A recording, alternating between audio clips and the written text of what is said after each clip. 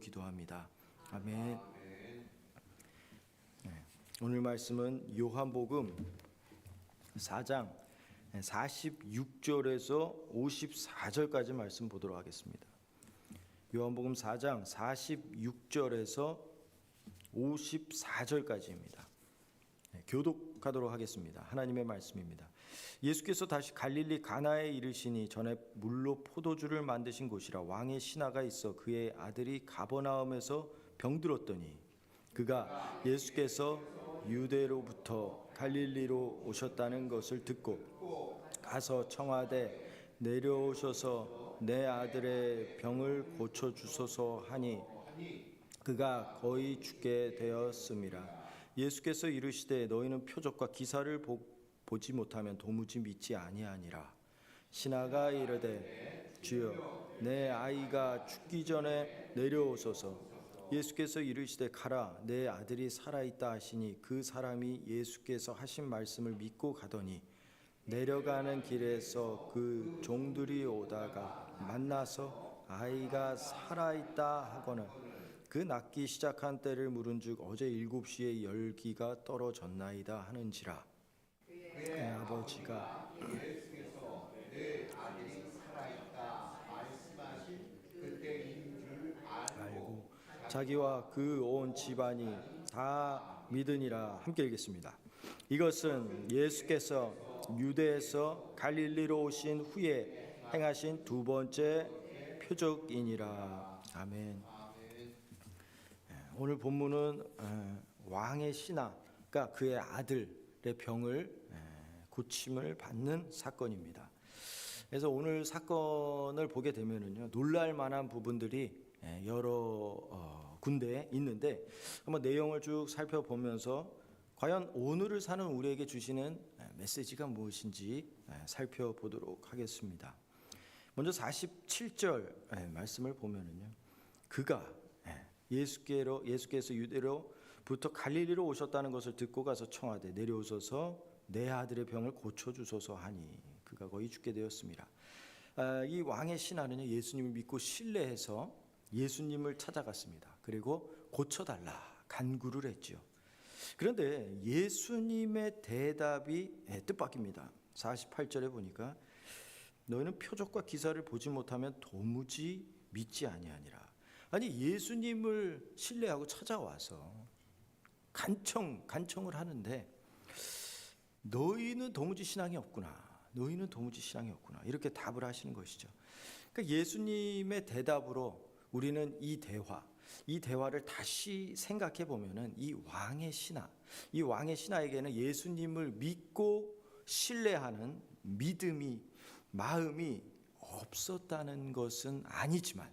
없는 것은 아니지만 그 신하의 본래 속 깊은 곳에는 예수님을 찾아온 그 근거가 예수님을 믿고 신뢰하는 것보다 더 큰 자기의 간절함, 자기의 절실함, 자기의 필요에 따른 절실함이 더 컸다는 것입니다. 그게 있었다는, 그게 예수님을 믿고 신뢰하는 것도 뭐 있을 수 있는데 그것보다 그 이면에 더 큰 것은 내 필요를 좀 채워주십시오라는 그러한 의지가 담겨 있다는 것이죠.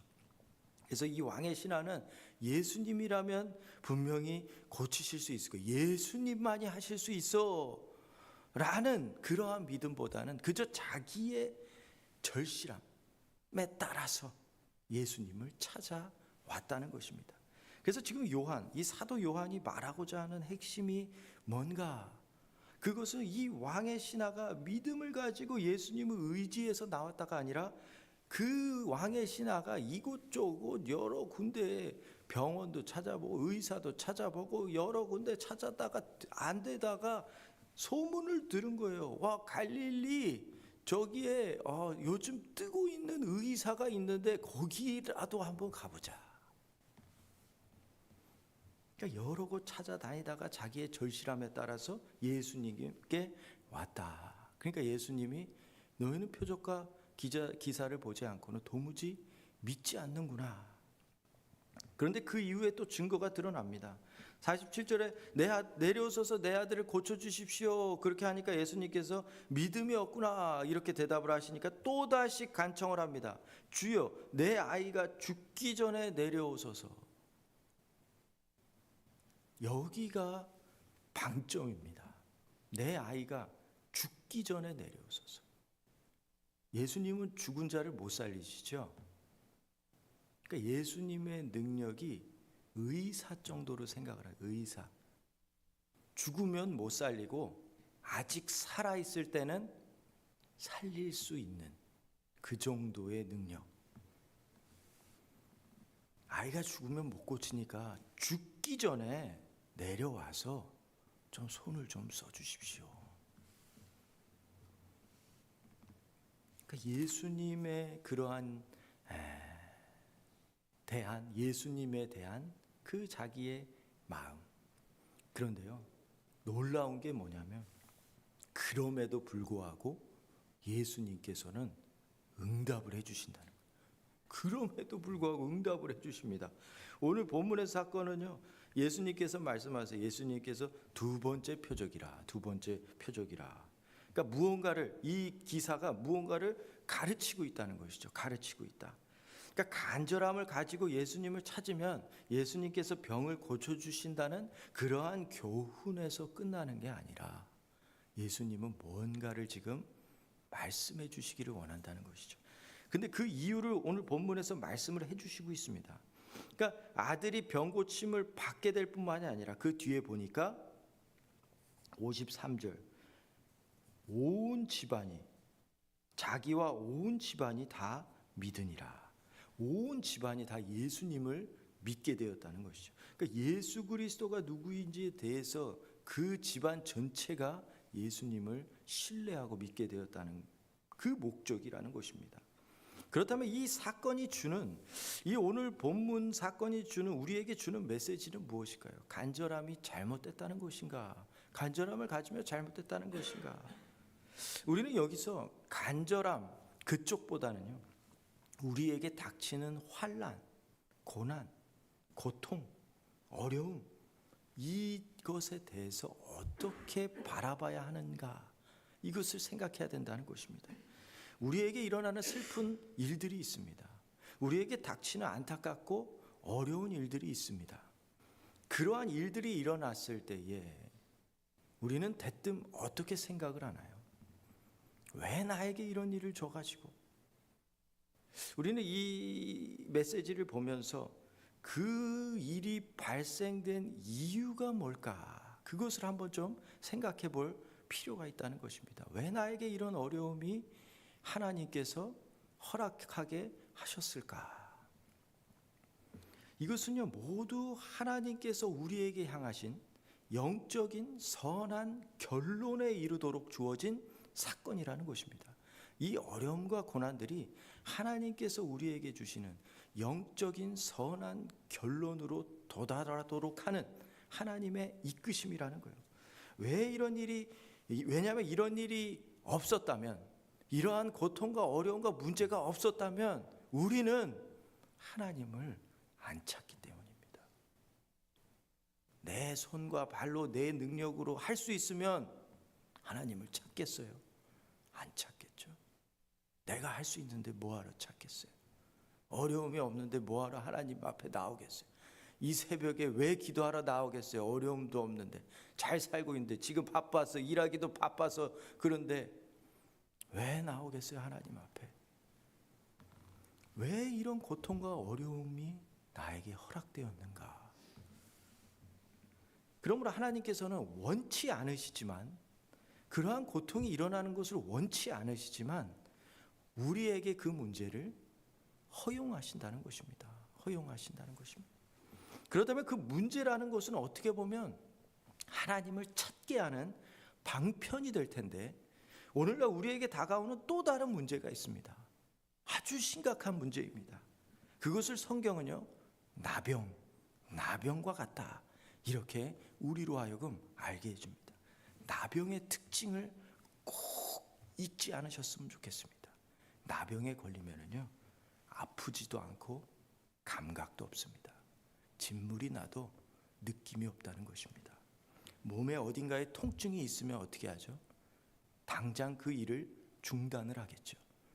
여기가 문제 있으니까 더 이상 여기를 쓰면 안 되겠구나. 통증이 없으면 어떻게 할까요? 계속 그 팔을 쓰겠죠. 망가져서 부러질 때까지.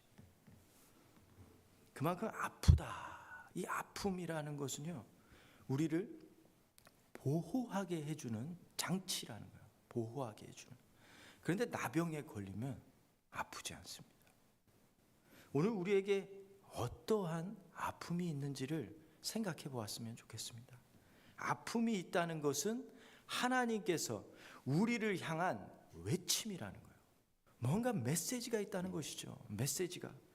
그런데 가장 큰 문제는 내가 겪고 있는 이 아픔이 나병과 같다면 하나님을 찾지 않는다는 거예요. 아프지 않으니까. 고통이 느껴지지 않아요. 아직 쓸만하다고 생각이 되니까 하나님을 찾을 필요도 이유도 없어지는 것입니다.